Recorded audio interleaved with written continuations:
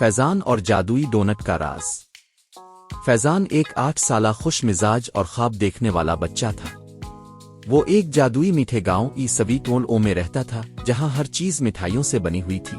گھروں کی دیواریں جنجر بریڈ کی لیمپ پوسٹ کپ کیکس جیسے اور باڑیں جیلی بینز کی تھی۔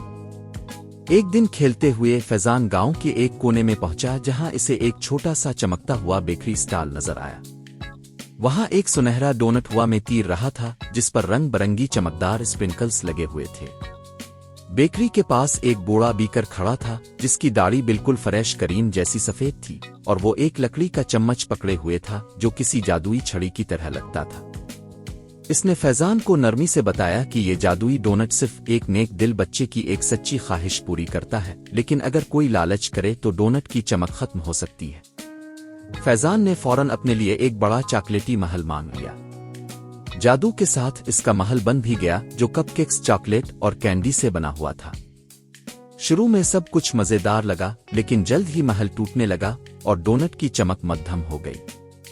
فیضان کو احساس ہوا کہ اس کی لالچ نے جادو کو کمزور کر دیا ہے۔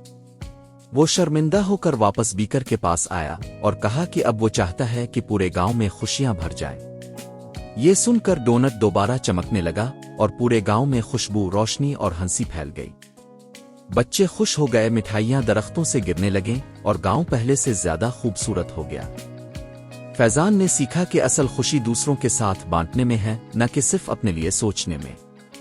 سبق: سچی خوشی اور جادو دل کی نیکی، محبت اور دوسروں کے لیے سوچنے سے پیدا ہوتا ہے۔